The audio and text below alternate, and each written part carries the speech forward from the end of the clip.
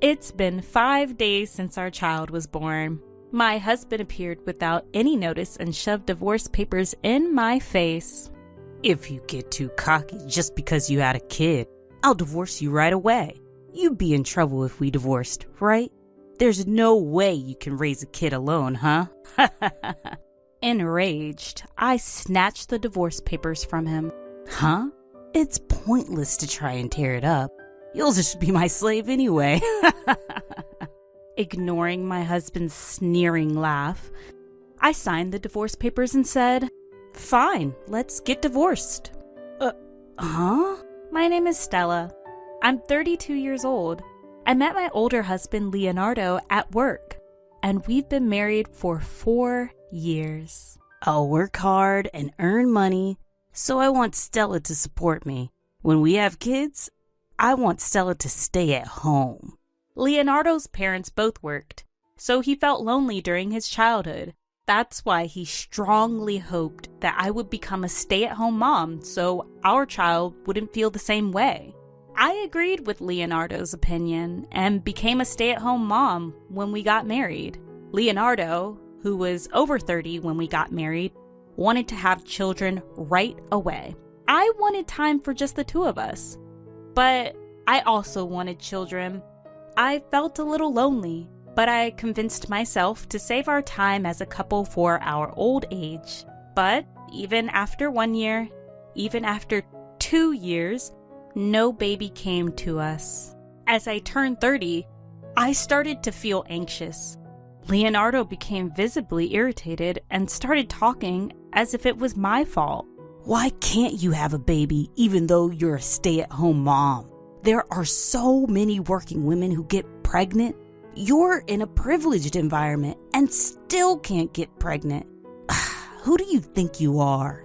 It's not like I don't want to get pregnant, but he talks as if it's all my fault. Having a job or not has nothing to do with pregnancy.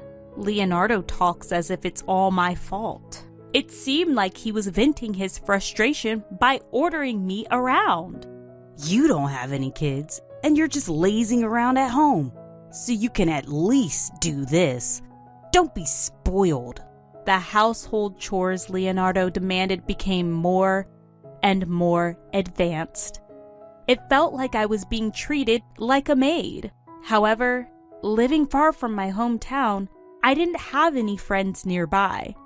I barely went out, only to buy groceries. I wasn't working, so I hardly had any money to spend freely. I was living a suffocating life. It wasn't just Leonardo who cornered me. 2 years into our marriage, with no pregnancy announcement, his parents started to suspect something and contacted us. His parents asked, "Where's our grandchild?" My husband said, "It's your fault we don't have a baby." I had no one to talk to and had to endure the pressure alone. My life became darker and darker, but the endless days seemed to come to an end. Finally, I got pregnant. A clear positive line appears on the pregnancy test. Tears of joy well up in my eyes. At last, I finally become pregnant. I tried to contain my excitement and take a picture of the pregnancy test to send to Leonardo. Once he knows I'm pregnant, he should go back to being his old self. I send the photo with that hope, but there's no response from Leonardo. When he comes home late at night, he hands me his bag and jacket like always. Nothing seems different. Wait, did he not see the photo? Without saying a word, Leonardo sits on the sofa and starts watching TV. At dinner, he's still silent, so I decide to bring up the topic myself. "Leonardo, I sent you a photo. Did you see it? I'm pregnant. Finally, a baby is coming to us." Holding back the tears that threaten to spill, I smile at Leonardo, but his gaze remains fixed on the TV. Finally, without changing his expression, Leonardo says, Seems like it.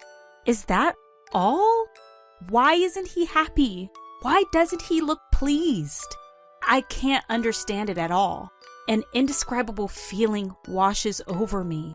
Hey, this is our baby. Aren't you happy? You always said you wanted a child. You wished for it to happen soon, right?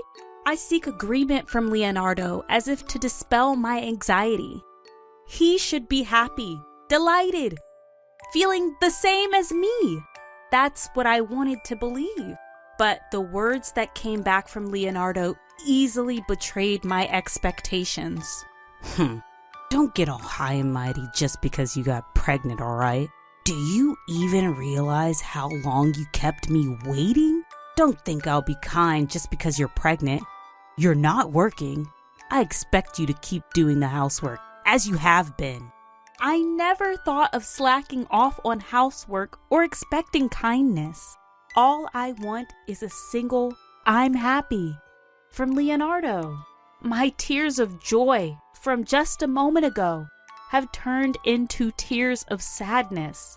Without paying any attention to me, Leonardo heads to the bedroom without saying a word. Why couldn't he be happy for me? He said he wanted a child so badly. At the obstetrician's office, I found out I was pregnant with twins, but Leonardo doesn't show any sign of happiness. Maybe it doesn't feel real yet since my belly isn't getting big. I'm sure he'll gradually realize it as my belly grows. That's what I decided to believe. A few weeks pass and morning sickness starts, along with constant drowsiness. Even in this state, Leonardo doesn't show concern for my health or help with housework. During a checkup, I'm faced with a shocking truth. You're at risk for a miscarriage. Please try to rest as much as possible. Hearing the word miscarriage makes everything go dark. But knowing there's still a chance for the babies, I take a deep breath. The doctor's instruction is bed rest at home. I need Leonardo's help. I contact him right away, but just like when I told him about the pregnancy, there's no response. I tell Leonardo about the checkup when he gets home, but his attitude doesn't change. After struggling for a few days, I decide to go back to my parents' house early. That night, Leonardo throws these words at me. Don't laze around too much at your parents and gain weight, okay? And remember, you're taking care of the house when you get back. Be careful not to slack off too much. On the day I go back home, even though we won't see each other for a while, Leonardo leaves the house in the morning. With my parents' help, I get through my time at home, and after several checkups, I'm told there's no more concern. That's the only saving grace. When I contact Leonardo to tell him about the checkup, he picks up the phone and tells me in an annoyed voice, "Oh, that's good. Well, bye." Just before he hangs up, I hear a woman's voice on the other end of the phone. "Leonardo, who are you talking to?" It didn't sound like a misunderstanding. The person on the other end was clearly calling Leonardo's name. I had a feeling that Leonardo didn't love me anymore. I didn't want to admit it, but after hearing that woman's voice, I couldn't deny it any longer. Now, Leonardo's cold attitude makes sense. As I rubbed my growing belly, I made a decision. I'll divorce him and raise these twins by myself. Having been cooped up at home for about 2 months, I decided to go for a walk. It was a warm, sunny day, and the fresh green leaves were dazzling. Just then, I was suddenly called from behind. It was my childhood friend, Jameson, who had called out to me. We hadn't seen each other in years, and he happily invited me for tea. After reminiscing about old times, we shared updates on our lives. Jameson had become a lawyer and had just opened a small office. Hearing his profession, I had an idea. Speaking of which, in cases of infidelity, you can claim compensation, right? I accidentally let that slip, and Jameson's expression turned serious. What's wrong? If you have any concerns, I'll listen. Before I knew it, I was revealing my inner thoughts, which I couldn't tell anyone. The struggle to get pregnant, my husband's indifference, and even him enjoying time with his mistress. As I talked, I realized I was tearing up. It must have been tough. At Jameson's words, the tension inside me snapped. Even though I'm not young anymore, I broke down crying without caring about others' eyes. Calm down. It's okay. I'll help you. Jameson desperately comforted me. First, let's gather evidence. You can't fight without proof of infidelity. Evidence? Anything. Just gather physical evidence. But can I do it? Should I introduce you to a private detective agency I'm acquainted with? They're experienced in gathering evidence for divorce cases, so it'll be fine. Thank you. That would be helpful. After that, I followed Jameson's advice and hired a private detective to gather evidence of Leonardo's infidelity. According to the detective agency, Leonardo had been inviting his mistress to our home and practically living with her while I was away visiting my parents. The mistress was a third-year newcomer at the same company Leonardo and I worked at. Everyone at the company knew that Leonardo was married, as I used to work there too. It seemed that the mistress was having a relationship with him, knowing he was married, and their affair had been going on for 2 years. It was around the time Leonardo became frustrated that we couldn't have a child. He blamed me for not being able to have a child, treated me like a maid, and was indifferent even after I became pregnant. I had many worries because it was my first time, but he was cheating with another woman outside. Learning the truth, I trembled with anger. So this was why he didn't rejoice when I became pregnant. While I was suffering and in pain, he was enjoying himself. Just divorcing him wouldn't be enough. I will definitely make him pay. Determined, I had several meetings with Jameson, the lawyer, and devised a plan. Jameson was very supportive and constantly concerned about my condition. And right on my due date, I gave birth to healthy twins. Leonardo suddenly appeared on the 5th day after the birth when the pain from my wound had subsided. Hey, long time no see. You got to stay in the hospital for 9 days, huh? What a luxury. It's not like you gave birth by yourself. You were slow to get pregnant. Slacked off on housework when you went home. And then had a C-section? You're a failure as a woman. To say such words to his wife, especially a wife who just gave birth? And he didn't even try to look at the children's faces. I didn't want to think that this man was the father of the twins. Barely containing my anger, Leonardo handed me a piece of paper. His signature was already on the divorce papers. Don't get cocky just because you had kids, or it's instant divorce. You'd be in trouble if we got divorced, right? If you slack off on housework because you have kids, I won't forgive you. My husband waved the divorce papers in front of me.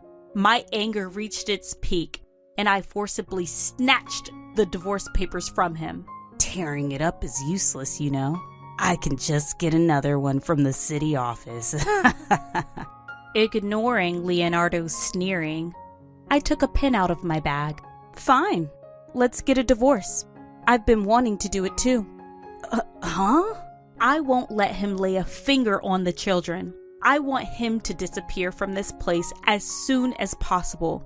With those thoughts, I signed the divorce papers. Leonardo, sneering at me, reached out to grab the papers. Do you even know what you're saying?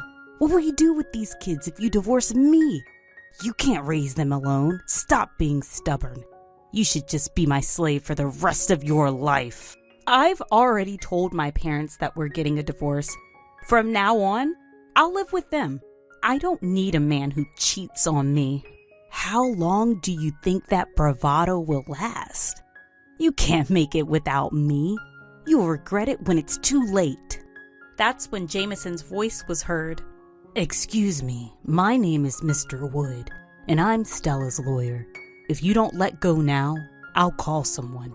Surprised by the sudden appearance of the lawyer, Leonardo immediately let go of the papers. Who are you? What do you mean, lawyer? As if to hold Jameson back, my husband stepped forward and raised his voice. But Jameson was unfazed. He must have been through many similar situations before. Jameson calmly continued the conversation. We already have evidence of your infidelity. If you don't agree to the divorce, we'll proceed with divorce mediation or a lawsuit. If you don't agree to pay compensation or negotiate, we'll also go to court. Wait a minute. I didn't agree to a divorce. What is he talking about now, after bringing up the divorce himself? I can't stand this ridiculousness. While Jameson was persuading Leonardo, I handed the signed divorce papers to Jameson. Mr. Wood, please take care of this. Leonardo tried to take it back, but Jameson quickly put the papers in his bag. I'll take care of it. Jameson's face exuded an undeniable aura. Realizing that he couldn't defy the lawyer, Leonardo turned to me. Hey, you're joking, right? We're not really getting a divorce, are we?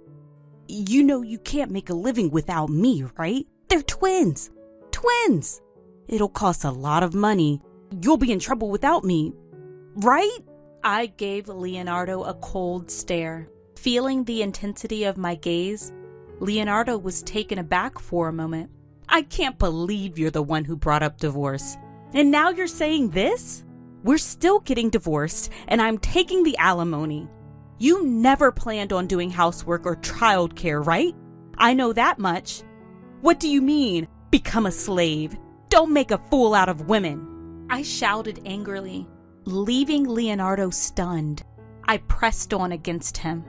From now on, if you have anything to say, go through Mr. Wood.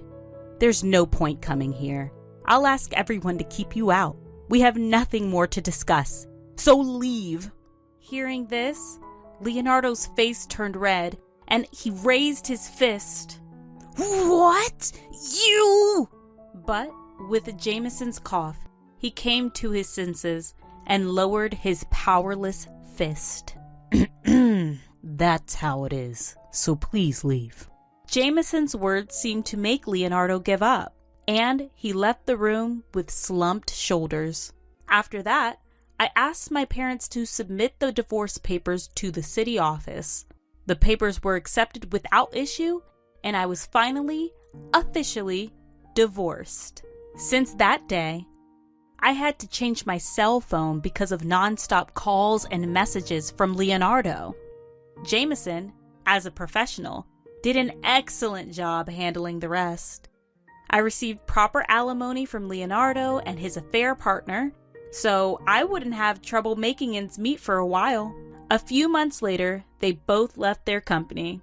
Their affair was exposed at work, and the woman resigned voluntarily. Leonardo was transferred to a rural area, but rumors followed him there, and he had no place to stay. After enduring reduced salary and people's stares, he continued to miss work without notice and was eventually fired for disciplinary reasons. On the other hand, I returned to my parents' house and struggled with childcare every day. It's tough with everything being new, but I'm managing thanks to my parents and Jameson. Actually, Jameson had apparently harbored feelings for me since long ago. He confessed, saying, I don't mind if you have a child or a divorce history. Please, be with me. He told me to answer when I was ready, but my feelings were already set. After that, I married Jameson. Now he treats the twins as his own children. Neither my parents nor I can thank Jameson enough for his wholehearted support of our family. I can't express my gratitude enough. From now on, I want to build a happy home with Jameson, starting anew.